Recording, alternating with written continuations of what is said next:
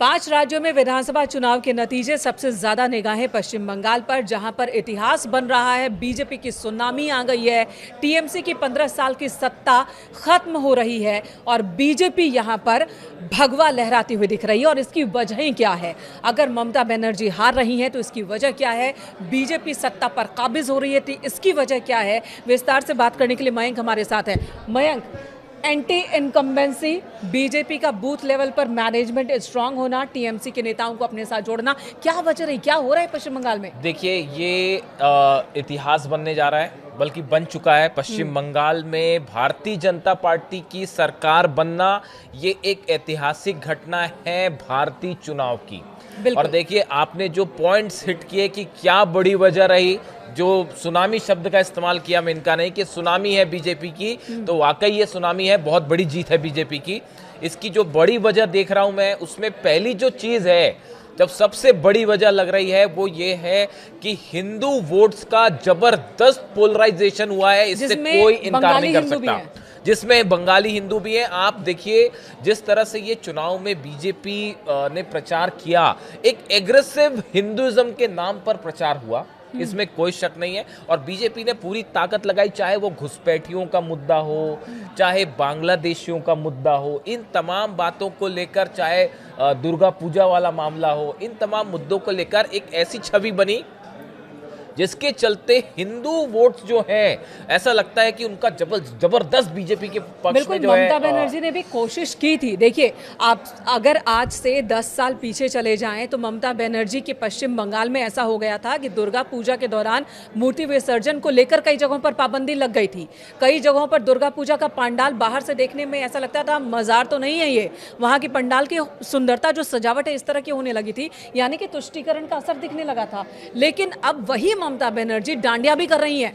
वही ममता बनर्जी इस बार, उन्होंने जब दुर्गा पूजा हो रही थी तो पंडालों को पैसे भी दे रही थी, लेकिन ये सब लगता है काम नहीं आया। पब्लिक समझ गई कि कौन असली कौन नकली। बिल्कुल। अब देखिए, एक बात जो निकल के सामने आई, वजह फैक्टर वो है हिंदू वोट्स जो हैं वो एकजुट होके वोट किया गया है बीजेपी के पक्ष में। दूसरी बड़ी बात, जो सबसे अहम मुद्दा रहा, वो रहा एसआईआर का। देखिए, एसआईआर में जो वोट्स मतदाताओं के नाम कटे, 91 लाख मतदाताओं के नाम जो हटे हैं, इनको लेकर ऐसा लगता है कि ये जो नाम हटे, इनके पीछे वैलिड रीजन था, चुनाव आयोग की अपनी दलील थी। लेकिन कई एक्सपर्ट्स का ये भी मानना है कि ये जो वोट हटे हैं, इनका खासा नुकसान टीएमसी को हुआ है। इसमें कई एक्सपर्ट्स जो हैं वो ये बताते हैं कि भाई, ये जो नाम कटे, इसका नुकसान जो है टीएमसी को, गलत नाम भी बड़े पैमाने पर थे। लेकिन जो भी है, देखिए, चुनाव आयोग ने अपने हिसाब से काम किया, कानून के मुताबिक जो काम हुआ, लेकिन जो नाम कटे हैं, इसका नुकसान टीएमसी को रहा। टीएमसी तो कह रही है कि हमारे वोटर्स के नाम काट दिए गए। बिल्कुल, ये टीएमसी शुरू से आरोप लगा रही है। ममता बनर्जी शुरू से कह रही है कि हमारे वोट्स काटे गए। तो ये एक फैक्टर अभी फिलहाल दिखाई दे रहा है कि जो वोट्स कटे हैं, इससे टीएमसी को नुकसान होता दिख रहा है। तीसरा, देखिए, जो नागरिकता को लेकर एक बड़ी बहस थी। देखिए, ये जो पूरा घुसपैठियों का मुद्दा रहा, इसको एक नैरेटिव के तरह पूरे चुनाव में लिया गया। बीजेपी ने खुलकर इस बात को सामने रखा कि बांग्लादेश से जो लोग आए हैं, घुसपैठ के रूप में आए हैं, या जिनके गलत तरीके से वोटिंग कार्ड्स बन गए हैं, उनको बाहर किया जाना चाहिए, घुसपैठियों को हटाया जाना चाहिए। ये एक मुद्दा है जिसको लेकर ऐसा लगता है कि पश्चिम बंगाल में जनता ने बीजेपी के नैरेटिव को स्वीकार किया है। लेकिन ये आसान काम नहीं है। देखिए, हम बड़े बड़े मुद्दों की जब बात करते हैं ना, तो अलग ही है, और जब ज़मीन पर उतरते हैं, खासकर पश्चिम बंगाल की जब हम बात करते हैं, तो यहाँ पर ज़मीन की राजनीति अलग है। अगर आप ज़मीन पर उतरें पश्चिम बंगाल में, तो यहाँ वो माटी मानुष वो वाली बात हो जाती है। उन्हें नहीं पता हिंदुत्व, लेकिन इस बार बीजेपी का ये जो हिंदुत्व का एजेंडा है वो काम कर गया, ये कहा जा रहा है। और ये भी कहा जा रहा है कि ममता बनर्जी की सरकार में करप्शन से लोग बहुत परेशान हो गए थे। और साथ ही ये भी देखा, जो विकास के मुद्दे को रखा गया बीजेपी की ओर से। देखिए, बाकी राज्यों में जहां डबल इंजन की सरकार है, वहां विकास बहुत तेजी से है, लेकिन पश्चिम बंगाल की सरकार अभी भी पश्चिम बंगाल को बहुत पीछे रखे हुए, ममता बनर्जी की सरकार।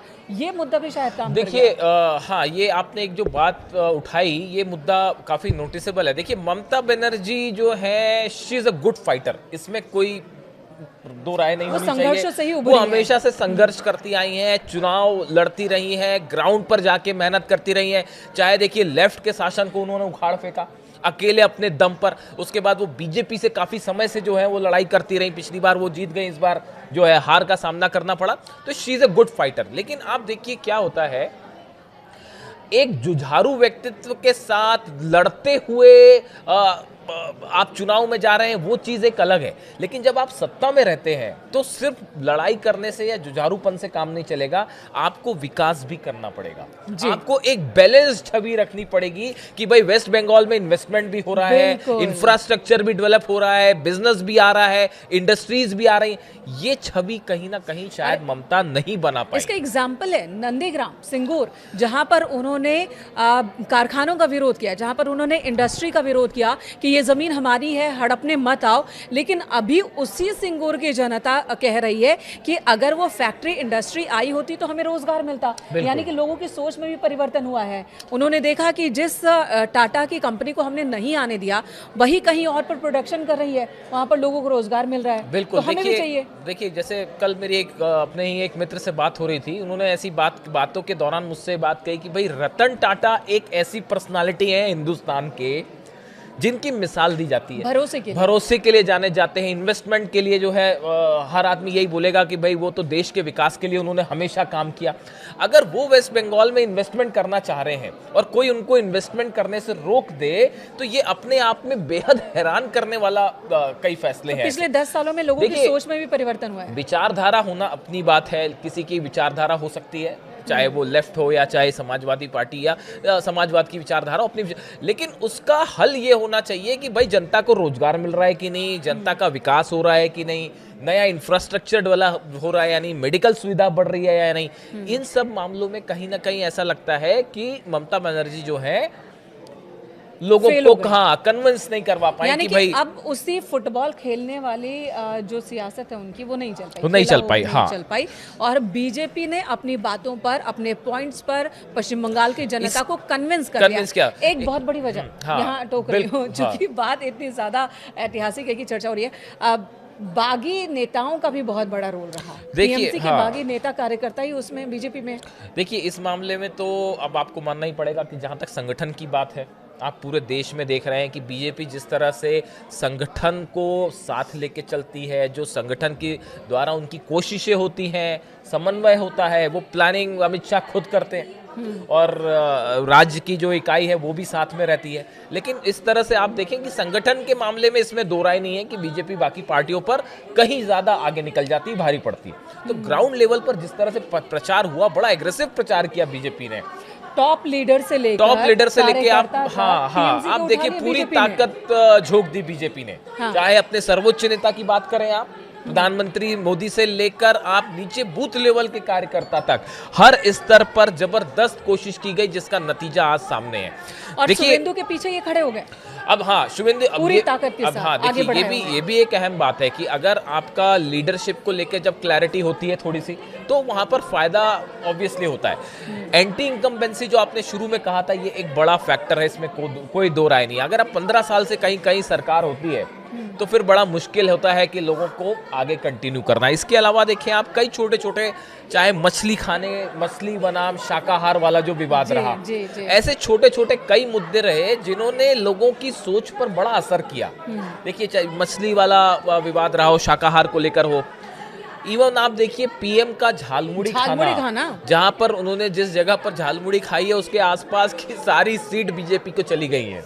ऐसा 4 विधानसभा सीटें और चारों की 4 बीजेपी तो वहां जीत रही है। ये जो है लोगों से जाके जुड़ने का जो एक कोशिश है, ये भी सफल होती दिखाई दी है बीजेपी की। इसके अलावा आप देखें कई कल्याणकारी योजनाएं जो हैं, ममता बनर्जी की कई योजनाएं ऐसी थी जिसको लेकर जनता पूरी तरह से आश्वस्त नहीं थी कि इससे विकास वाकई हो पाएगा। देखिए 2 चीजें हैं, एक तो आपको योजना शुरू करनी है, दूसरा जनता तक उसे पहुंचाना भी है।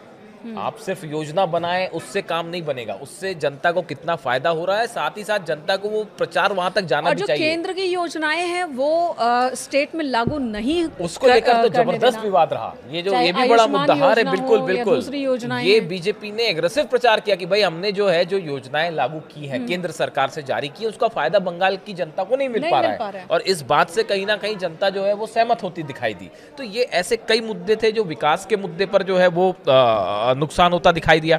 इसके अलावा आप देखिए एक बाहरी वर्सेस नेटिव, ये वाला भी जो मुद्दा था, ये भी थोड़ा सा जो है ममता के खिलाफ चला गया। मतलब आप अगर आप एक्सेप्टेंस की बात करें तो ऐसा लगता है कि कई मुद्दे या आप अगर ममता बनर्जी का पूरा चुनाव प्रचार देखें, चुनाव के बाद भी उनका धरना देना जहाँ पे ईवीएम्स रखी हुई हैं, या बीच में भी एक जो उन्होंने जिस स्टाइल में प्रचार किया, ऐसा लगता है कि वो असल मुद्दों से उन्होंने कोशिश पूरी की, जोर पूरा लगाया, लेकिन वो गाड़ी जो है वो सही दिशा में जाने से थोड़ी भटक गई। आप देखिए, इससे पहले इलेक्शन से पहले जो घटनाक्रम पश्चिम बंगाल में हुए उस पर भी नजर डालिए। जब कोई जांच अधिकारी पश्चिम बंगाल में पहुंचता है, सीबीआई को आप दाखिल नहीं होने देते हैं। आईपैक की जब जांच होती है तो आप पहुंच जाते हैं दफ्तर में, वहां से कागजात आप कब्जा में ले लेते हैं। केंद्रीय टीम पहुंचती है जांच के लिए, उसकी जांच में बाधा बनते हैं। यहाँ तक कि अदालत को ये कहना पड़ा कि ये देश के इतिहास में पहली बार है कि जब कोई संवैधानिक पद पर बैठा व्यक्ति केंद्रीय एजेंसियों की जांच में रोड़ा बन रहा हो, और खुद वो स्वयं व्यक्तिगत तौर पर। और इसे सुप्रीम कोर्ट से भी एक बड़ा झटका, अदालत से बड़ा झटका कहेंगे। और जुझारूपन दिखना, जुझारू होना ये अलग बात है, लेकिन हर मुद्दे पर अगेंस्ट में खड़े रहना ये भी जनता समझ गई। बिल्कुल। इसी के साथ जो महिला रिजर्वेशन वाला पूरा मामला रहा, जिस तरह से केंद्र सरकार जो है बिल लेके आई, और एक महिला होकर आप उस बिल के समर्थन में नहीं है, उसको लेकर ममता बनर्जी का विरोध करना, कहीं ना कहीं एक बंगाल में एक जो महिला वर्ग है बड़ा, वो उसने भी कहीं ना कहीं ममता का थोड़ा साथ छोड़ा है, और वो भी बीजेपी की तरफ जुड़ी हैं। खासकर उसका ये बड़ा असर रहा इस पूरा जो महिला आरक्षण को लेकर, जिस तरह से संसद में चर्चा हुई, और बीजेपी जिस स्टैंड के साथ चुनाव में गई कि देखिए हमारी पूरी कोशिश थी लाने के, लेकिन विपक्ष की वजह से ये कामयाब नहीं हो पाया। तो इसको भी जनता ने जो है ये भी विपक्ष के खिलाफ गया है, और इसका असर आप देखिए सिर्फ बंगाल में नहीं, कई जगह देखने को मिल रहा है इसका असर। असम में भी, बंगाल में भी, तमिलनाडु में भी, कई जगह पुदुचेरी में भी, जहां जहां चुनाव हुए हैं, तो ये बड़ा फैक्टर रहा। तो देखिए कुल मिला के ये 7-8 बड़ी वजह है। हिंदू लहर तो साफ देखने को मिल रही है बंगाल में एक, और ये टीएमसी के नेताओं की जो बयानबाजी भारी पड़ी। हाँ, बिल्कुल 4 मई के बाद सारी एजेंसियां चली जाएंगी, हम ही रहेंगे, चमड़ियां उधड़ेंगी, इस तरह की जो बयानबाजी हुई। बिल्कुल बिल्कुल। अब पश्चिम बंगाल की जनता ने शायद मन बना लिया कि ऐसी राजनीति नहीं चाहिए, तो वो बंदूक की नाली वाली राजनीति नहीं चाहिए। अभी जो रुझान दिख रहे हैं इसके हिसाब से, तो जहां से मेनका ने बात शुरू की थी कि ये बीजेपी की सुनामी है, और बड़ा ही लैंडमार्क डिसीजन दिया है ये बंगाल ने, और इसका असर न सिर्फ बंगाल की राजनीति पर, बल्कि पूरे देश की राजनीति पर, केंद्र की राजनीति पर बहुत लंबे समय तक होने वाला है। देखिए ये विपक्ष का आखिरी किला था, मतलब जहां मजबूत आखिरी किला था वेस्ट बंगाल, जिसको बीजेपी ने हाईजैक कर लिया, ढा दिया है पूरी तरह से। और ये एक बहुत बड़ा एग्जाम्पल है बीजेपी। पश्चिम बंगाल वो जगह मानी जाती है जहां पर भगवा के लिए कोई जगह नहीं थी। आज से 10 साल पहले बीजेपी के बारे में पश्चिम बंगाल में कोई सोच नहीं सकता था, लेकिन उस 2 से 77 और 77 से सुनामी तक बीजेपी 10 साल के अंदर पहुंची है, और ये बहुत बड़ी बात है। उस स्टेट में जहां पर बीजेपी का अपना कोई लीडरशिप नहीं, अपना कोई कार्यकर्ता नहीं, अपना कोई कैडर नहीं, वहां पर बीजेपी ने जिस तरह से 10 साल में ये जगह हासिल की है, ये दूसरे पार्टियों के लिए भी एग्जाम्पल है। बिल्कुल। और देखिए पहले दिल्ली, उसके बाद अब पश्चिम बंगाल, और तमिलनाडु में भी जो है AIADMK के साथ मिलके परफॉर्मेंस। तो देखिए कुल मिला के अब हालात ये हैं कि आने वाले चुनाव के लिए, खासकर यूपी के जो चुनाव है, अब उसमें कहीं गुना ज्यादा उत्साह के साथ बीजेपी एंटर करने वाली है। और योगी फैक्टर भी हमें नहीं भूलना चाहिए। बिल्कुल, योगी फैक्टर जो है वो बड़ा हिट रहा इस चुनाव में, इसमें कोई दो मत नहीं है।